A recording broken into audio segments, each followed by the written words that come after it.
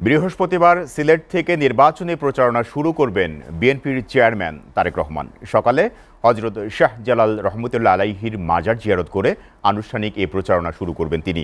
অংশ নেবেন ঐতিহাসিক আলিয়া মাদ্রাসা মাঠের জনসভায়। এ মাঠেই ১৯৭৮ সালে বিএনপির প্রতিষ্ঠাতা জিয়াউর রহমান ও ১৯৯১ সাল থেকে বিএনপির প্রয়াত চেয়ারপারসন বেগম খালেদা জিয়া বিভিন্ন সময়ে জনসভা করেছেন। দেখুন ডেস্ক প্রতিবেদন। বিএনপির চেয়ারম্যান তারেক রহমানের সমাবেশ ঘিরে সিলেট নগরে চলছে ব্যাপক প্রস্তুতি। লিফলেট বিতরণ, গণসংযোগ আর মাঠ সাজানোর কাজ চলছে দিনরাত। বিএনপি নেতারা বলছেন প্রায় ৩ লাখ মানুষের সমাগমের লক্ষ্য নিয়ে কাজ করছেন তারা। মাঠে অতীতে নির্বাচন পূর্ব প্রতিটি জনসভায় আমাদের প্রিয় নেত্রী, দেশনেত্রী সদ্যপ্রয়াত বেগম খালেদা জিয়া সভা করতেন। তিনি প্রায় ২১ বছর পরে এই সিলেটে আসছেন। ১৯৭৮ সালে শহীদ রাষ্ট্রপতি জিয়াউর রহমান এবং ৯০-এর পর বেগম খালেদা জিয়া একাধিকবার এই মাঠে জনসভা করেছেন। পিতামাতার ধারাবাহিকতায় এবার একই মঞ্চে দাঁড়াচ্ছেন তারেক রহমান। বিষয়টি ঘিরে দলীয় নেতাকর্মীদের মধ্যে বাড়তি আবেগ কাজ করছে।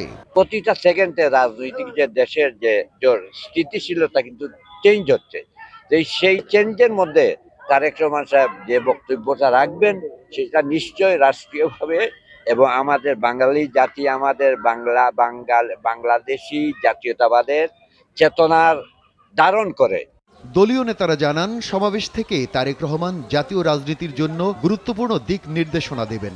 শান্তি ও গণতন্ত্রের বার্তার পাশাপাশি থাকবে নতুন রাজনৈতিক কর্মসূচির ইঙ্গিত। আমাদের এই সিলেটের আলিয়া মাদ্রাসা মাঠ এবং মাঠ সংলগ্ন এলাকা লুকিয়ে লোকারণ্য হবে, আনকাউন্টেবল পিপল হবে।